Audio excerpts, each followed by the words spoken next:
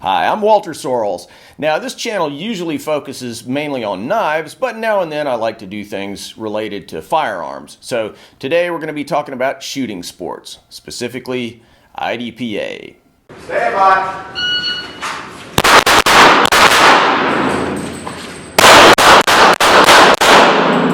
So, a buddy of mine recently told me that he was interested in shooting IDPA, or International Defensive Pistol Association competition.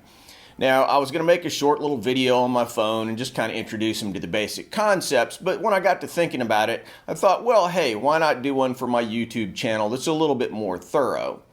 So this series is intended for folks who are maybe just thinking about shooting IDPA competition or some other practical shooting sport, and it'll introduce you specifically to IDPA, a little bit about the style, the gear that you'll need, the rules, and we'll address some safety points and basic techniques that'll help you step up your game as you start to compete in the sport.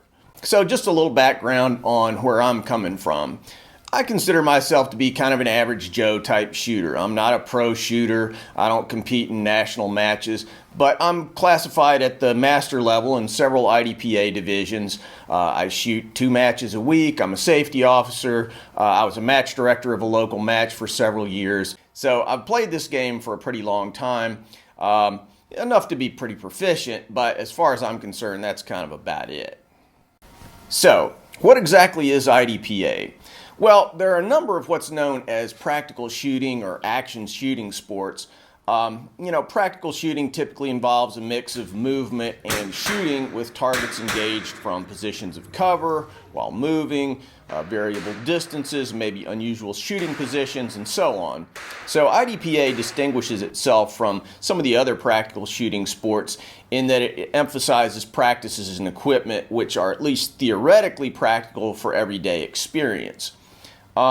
Cover garments are worn which conceal your weapon, and the types of guns allowed for competition are limited to ones that are practical for real-world use. The basic idea is this. You face a scenario typically consisting of 5 or 6 humanoid targets. The scenario will have a number of obstacles, walls, cars, barricades, whatever. You have to move through the stage, shooting every target with a prescribed number of rounds. Generally, you either shoot from cover or while moving. Conceptually, it starts from this notion. The best way not to get shot while in a gunfight is to either be moving or hiding. A safety officer with a little clock gizmo follows you around recording every shot you take. At the end, you tally up your hits and the speed it took you to shoot all the targets. It's basically a game of speed and accuracy. Shoot slow, you lose. Shoot inaccurately, you lose. The best guys find a happy balance of speed and accuracy. They're fast, but accurate. There are also some penalties which count against your score if you don't use cover properly and things like that.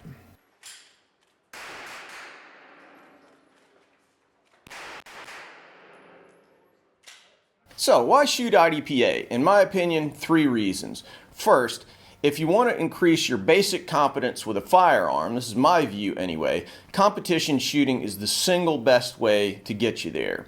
Now, it doesn't supersede formal training or whatever practice you might do on your own, but it gives you an avenue for repeatedly working the skills that you would use in combat, God forbid that ever happens, moving, reloading, malfunction clearance, shooting from multiple positions, all with a focus on combat accuracy under conditions of stress, which means trying to shoot fairly rapidly in a stressful situation.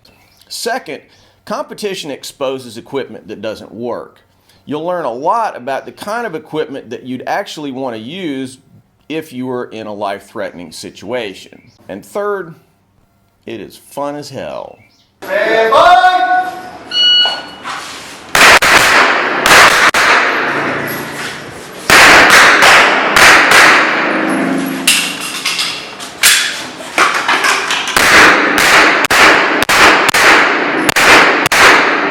Now, I was a martial artist long before I got into sport shooting, and realistically, there's an inherent conflict between martial practice and martial sport. It's true in karate, jiu-jitsu, MMA, taekwondo, whatever. Competition can kind of take on a logic of its own, and sometimes sporting technique seems pretty distant from techniques that you would actually use in a real violent confrontation. So, anybody who tells you that IDPA teaches you everything that you need to know about gunfighting is totally overselling it. But does that mean that it's all just a big waste of time? Absolutely not. You know, there are a lot of tactical Timmy types out there who disparage competition shooting as, counterproductive. And the mantra there is, that'll get you killed on the street. Well, let me say this in the clearest possible way. That is total crap. Competition hones your technique, your sharpness, your edge, and a lot of very basic gun handling skills. So if you're doing something that's ineffective, the clock's going to expose it. The target's going to expose it. You just have to recognize that competition's not an end-all and be-all. It's just one arrow in the quiver, one method of improving your skills. So there are a lot of different practical shooting sports and action shooting sports. So what distinguishes IDPA from, say, USPSA, which is kind of its closest cousin? First, it's cheaper. Less equipment, cheaper gear. You're using a real-world pistol and no specialized gear.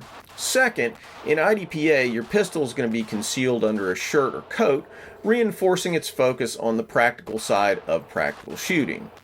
IDPA is also a little less dynamic than USPSA, with shorter courses of fire, less running, and smaller round counts, and an occasionally finicky rule set. Otherwise, to a layman, the differences would seem fairly minor and technical. You'll hear a lot of people argue about various shooting sports, which one's better, blah blah blah, but in my opinion, these are really silly conversations.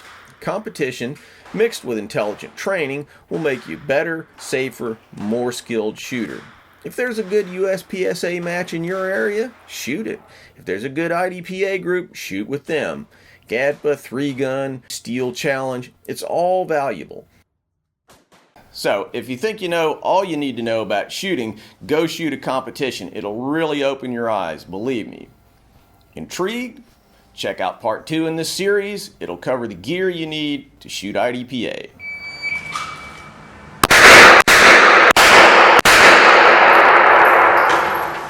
Hey guys, if you found value in this video, I hope you'll consider partnering with the channel to help us bring more videos, better videos, more knives, more techniques, all that cool stuff. Click the link to Patreon to help this channel. Also, if you haven't subscribed yet, bro, what are you waiting on? And check me out on Facebook, Twitter, Instagram, all that good stuff. Also, if you're into Japanese swords, check out my website, waltersorrellsblades.com, where you'll see more of my work and where you'll find videos about the making of Japanese swords, along with mounting, fittings, polishing, hamones, all kinds of good stuff. Now, more videos.